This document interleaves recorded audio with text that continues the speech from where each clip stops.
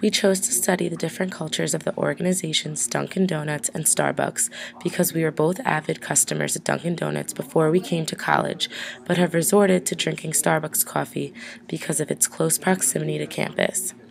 Being regular consumers of these organizations, we thought it would be interesting to learn about what goes on behind the scenes of these two competing companies. The goal of our study was to learn how to perceive differences in organizations that have very similar cultures and understand the types of organizational communication that they practice. We did this by finding both parallels and dissimilar concepts that the organizations foster through the use of critical thinking. Therefore, we were able to diagnose organizational problems within these two companies and create our own recommendations for improvement. Dunkin' Donuts started as a single donut restaurant in Quincy, Massachusetts in 1950. They were named for their donuts, but the coffee is what fueled the phenomenon. Bill Rosenberg was the founder that wanted to make and serve the freshest, most delicious coffee and donuts quickly and courteously in modern, well-merchandised stores. Dunkin' Donuts grew very rapidly and today has over 6,500 stores across the country, as well as almost 10,000 worldwide. The original mission statement was Eat, Drink, Think, but over time they have adopted the very popular slogan, America runs on Dunkin'. The values that Dunkin' Donuts foster are transparency, humility, integrity, respectfulness, fairness, and responsibility. Starbucks Coffee was opened in Seattle, Washington on March 30th, 1971 by three partners, English teacher Jerry Baldwin, history teacher Zev Siegel, and writer Gordon Bowker. These three were inspired by entrepreneur Alfred Peet, whom they knew personally, to sell high-quality coffee beans and equipment. The name is taken from Moby Dick after Picot and was rejected by one of the co-founders. The company was named for the first mate on Picot's Starbucks. The organization quickly began to grow and is continuously growing throughout the years. The Starbucks mission statement is more than just words on a piece of paper. It's the philosophy that guides how they do business every day. Their mission statement is to inspire and nurture the human spirit, one person, one cup, and one neighborhood at a time. Their proclaimed core aims are the coffee, the partnerships, the customers, the stores, the neighborhoods, and the shareholders. Throughout this project, we collected various forms of data such as personal observances, interviews, and articles from the media, as well as the company's own website. This data provided us with better insights on how the culture of the organizations worked. We analyzed this data by comparing the information we found with similarities to different types of organizational perspectives, such as the functionalist, interpretivist, and critical approaches to organizational communication.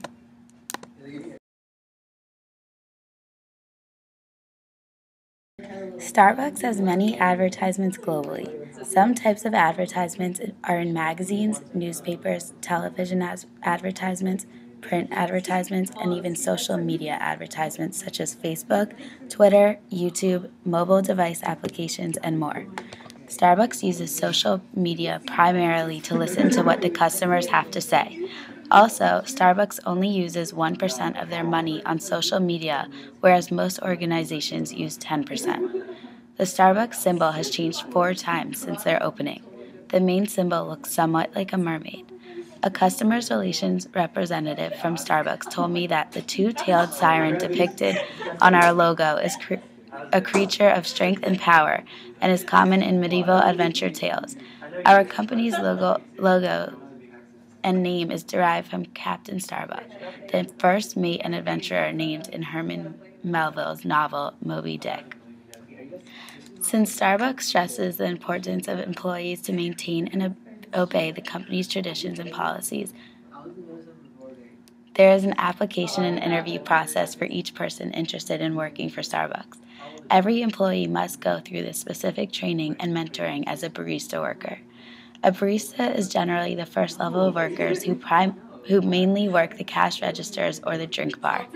Each new employee is also given a handbook that explains everything they need to know about Starbucks and their job. If an employee doesn't quite understand something, a mentor will work with them until they fully understand the task on their own. Since Starbucks is such a large company, there are many problems that they face from region to region. For example, a store in California might offer a product that is not sold in Maryland, and vice versa. This can create complaints in customers as well as workers. Also, when it comes to a new idea, you have to take account the entire company rather than just one region. Overall, the company could greatly benefit by only offering products that can be sold nationally or even globally.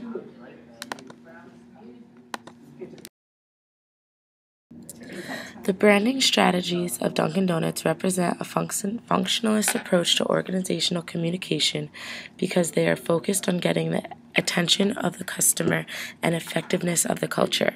For example, the advertisement America runs on Dunkin'.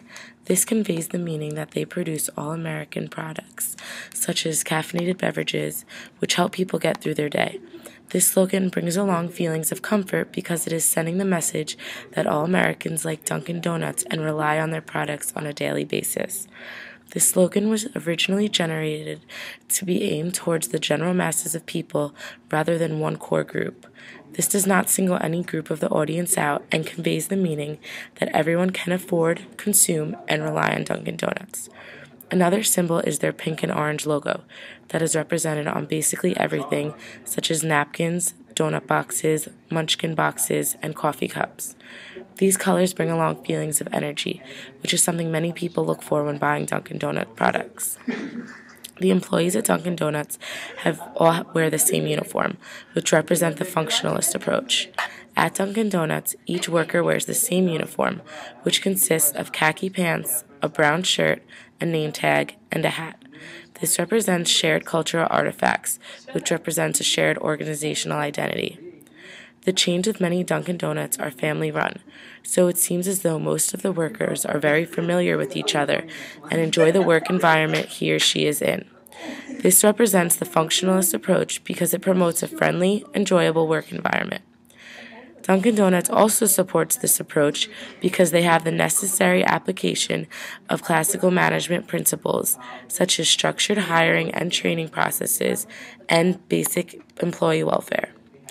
The employees are trained to represent each of the organization's core values, which include honesty, transparency, humility, integrity, respect, fairness, and responsibility.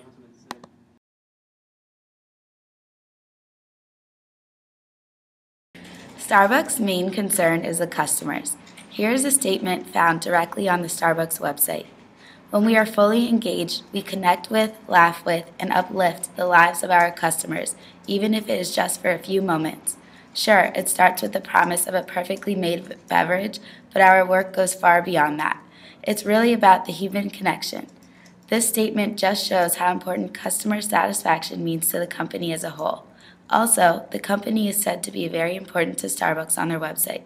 As a customer of Starbucks, I can personally say that both of these statements are very true. Every time I have gone into a Starbucks, I have been treated with a significant amount of respect. One time, I was given the wrong drink order, and immediately the employee took care of it. I was given a refund on my coffee, and they immediately gave me the correct one. I felt the refund I was given was a very generous thing for them to do. Most places would only correct their mistake without a refund. However, this assured me that the employee really did care about my happiness as a customer. The organizational culture leads to a very satisfied customer. If the workers are doing their job right and respect the customers the way that they are trained to, the work will have satisfying results. As a whole, Starbucks aims at getting the job done right. Dunkin' Donuts favors high levels of customer satisfaction. The first thing that comes to mind when I think of Dunkin' Donuts is my mom stopping for her regular large coffee with skim milk. This happened every morning on the way to drop me off at school every day for 12 years straight.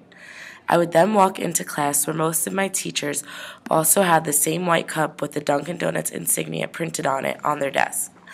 Dunkin' Donuts brings a very familiar feeling to me because for a majority of my life, it was the only coffee shop present in my small town until a Starbucks opened 2 years ago.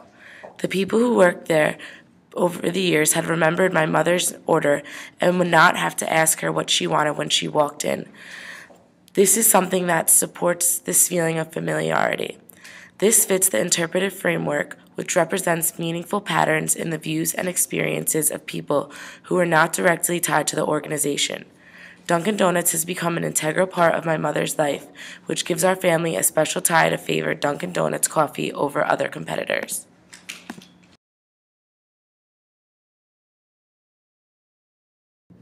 The customers' and the manager's views are shown to be more dominant than the barista first-level workers. The company is hierarchically structured so that the ones at the top are more viewed than those at the bottom. The barista's views and voices are relatively silenced. Also, the factory workers' views seem to be silenced as well. Overall, this company competes by satisfying customers' needs first. The more customers that are satisfied, the more success they believe they will have. They care more about the customers' views on their products rather than they do about the advertisements that they send off. Since Dunkin' Donuts is organized in a hierarchical structure, the organization follows the top-down management style. The employees follow complete instruction from the people above them in the organization. This also reflects the fact that the workers at the bottom of the structure are those who are most likely to be silenced or marginalized. In an interview with a Dunkin' Donuts employee from Hyattsville, Maryland, I learned that the core values of Dunkin' Donuts, which are honesty, transparency, humility, integrity, respectfulness, fairness, and responsibility, are taught to the employees during training.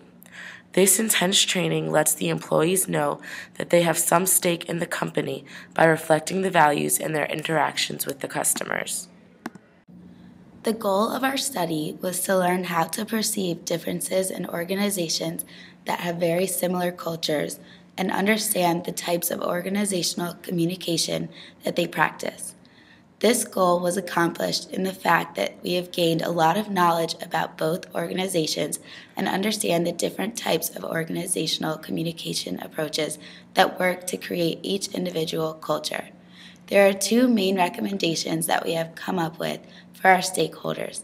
Many of the complaints we heard about Starbucks revolved around their expensive products. Starbucks should lower their prices in order to be a bigger competitor in the industry. Complaints about Dunkin' Donuts revolved around the fact that there is not much sitting room for customers who want to come in, relax, and enjoy their coffee while sitting down. Dunkin' Donuts should create locations that have more seating and Wi-Fi in order to foster a more inviting environment. This project was not only helpful when it came to learning about Dunkin' Donuts and Starbucks culture and organizational communication, but it provided us with knowledge and experience in creating digital presentations, a skill to which we were both strangers before.